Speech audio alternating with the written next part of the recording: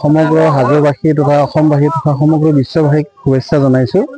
আমি এটা নতুন এটা ইনফৰমেশ্যন মই দিব খুজিছো। আমি চৰকাৰে এছঅপি আমি আজি আমাৰ প্ৰেচিডেণ্টে ঘোষণা কৰিছে আমাৰ ঈদগাহ ময়দানত, যিটো আমাৰ অসম গভৰ্ণমেণ্টে যিটো কৈছে 18 বছৰৰ তলৰ ল'ৰা ছোৱালীক আমাৰ গাড়ী চলাব দিব নালাগে, সেইটো মানি পেলাই আমি ঘোষণা কৰি দিছে। গতিকে আমি এই ক্ষেত্ৰত সকলোকে কৈছো, এই ঈদৰ ভিতৰত যাতে কোনো 18 বছৰৰ ল'ৰা ছোৱালীক যাতে কোনো অভিভাৱকে যাতে গাড়ী চলাব নিদিয়ে। আৰু এইটো আমাৰ প্ৰেম আৰু ভাতৃত্ববোধৰ আমাৰ একতাৰ এনাজৰী। এইটো সকলো প্ৰত্যেক ধৰ্মৰ মাজতে থাকক।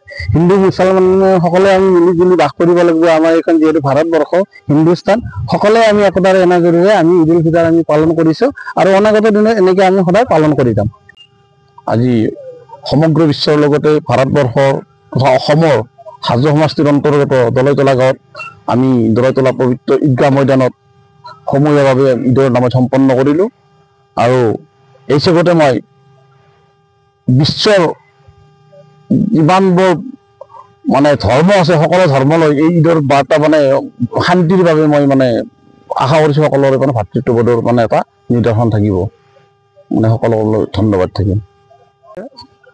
সমগ্ৰ হাজোবাসী তথা অসমবাসী তথা সমগ্ৰ বিশ্ববাসীক শুভেচ্ছা জনাইছো। আমি এটা নতুন এটা ইনফৰমেশ্যন মই দিব খুজিছো। আমি চৰকাৰে এছঅপি আমি আজি আমাৰ প্ৰেচিডেণ্টে ঘোষণা কৰিছে আমাৰ ঈদগাহ ময়দানত, যিটো আমাৰ অসম গভৰ্ণমেণ্টে যিটো কৈছে 18 বছৰৰ তলৰ ল'ৰা ছোৱালীক আমাৰ গাড়ী চলাব দিব নালাগে, সেইটো মানি পেলাই আমি ঘোষণা কৰি দিছে। গতিকে আমি এই ক্ষেত্ৰত সকলোকে কৈছো, এই ঈদৰ ভিতৰত যাতে কোনো 18 বছৰৰ ল'ৰা ছোৱালীক যাতে কোনো অভিভাৱকে যাতে গাড়ী চলাব নিদিয়ে। আৰু এইটো আমাৰ প্ৰেম আৰু ভাতৃত্ববোধৰ আমাৰ একতাৰ এনাজৰী। এইটো সকলো প্ৰত্যেক ধৰ্মৰ মাজতে থাকক। হিন্দু মুছলমান সকলে আমি মিলি জুলি বাস কৰিব লাগিব। আমাৰ এইখন যিহেতু ভাৰতবৰ্ষ, হিন্দুস্তান, সকলে আমি একতাৰ এনাজৰীৰে আমি ঈদ উল ফিতৰ আমি পালন কৰিছো আৰু অনাগত দিনত এনেকে আমি সদায় পালন কৰি যাম।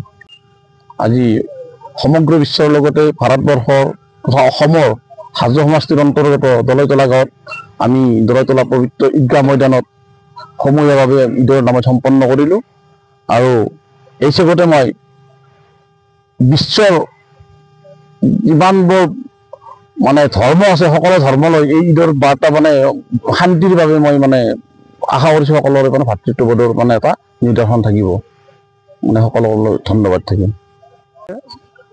সমগ্ৰ হাজোবাসী তথা অসমবাসী তথা সমগ্ৰ বিশ্ববাসীক শুভেচ্ছা জনাইছো। আমি এটা নতুন এটা ইনফৰমেশ্যন মই দিব খুজিছো। আমি চৰকাৰে এছঅপি আমি আজি আমাৰ প্ৰেচিডেণ্টে ঘোষণা কৰিছে আমাৰ ঈদগাহ ময়দানত, যিটো আমাৰ অসম গভৰ্ণমেণ্টে যিটো কৈছে 18 বছৰৰ তলৰ ল'ৰা ছোৱালীক আমাৰ গাড়ী চলাব দিব নালাগে, সেইটো মানি পেলাই আমি ঘোষণা কৰি দিছে। গতিকে আমি এই ক্ষেত্ৰত সকলোকে কৈছো, এই ঈদৰ ভিতৰত যাতে কোনো 18 বছৰৰ ল'ৰা ছোৱালীক যাতে কোনো অভিভাৱকে যাতে গাড়ী চলাব নিদিয়ে। আৰু এইটো আমাৰ প্ৰেম আৰু ভাতৃত্ববোধৰ আমাৰ একতাৰ এনাজৰী। এইটো সকলো প্ৰত্যেক ধৰ্মৰ মাজতে থাকক। হিন্দু মুছলমান সকলে আমি মিলি জুলি বাস কৰিব লাগিব। আমাৰ এইখন যিহেতু ভাৰতবৰ্ষ, হিন্দুস্তান, সকলে আমি একতাৰ এনাজৰীৰে আমি ঈদ উল ফিতৰ আমি পালন কৰিছো আৰু অনাগত দিনত এনেকে আমি সদায় পালন কৰি যাম। আজি সমগ্ৰ বিশ্বৰ লগতে ভাৰতবৰ্ষৰ তথা অসমৰ হাজো সমষ্টিৰ অন্তৰ্গত দলৈতলা গাঁৱত আমি দলৈতলা পবিত্ৰ ঈদগাহ ময়দানত সমূহীয়াভাৱে ঈদৰ নামাজ সম্পন্ন কৰিলোঁ। আৰু এই চেগতে মই বিশ্বৰ যিমানবোৰ ধৰ্ম আছে সকলো ধৰ্মলৈ এই ঈদৰ বাৰ্তা শান্তিৰ বাবে মই আশা কৰিছোঁ সকলোৰে ভাতৃত্ববোধৰ এটা নিদৰ্শন থাকিব। সকলোলৈ ধন্যবাদ থাকিল।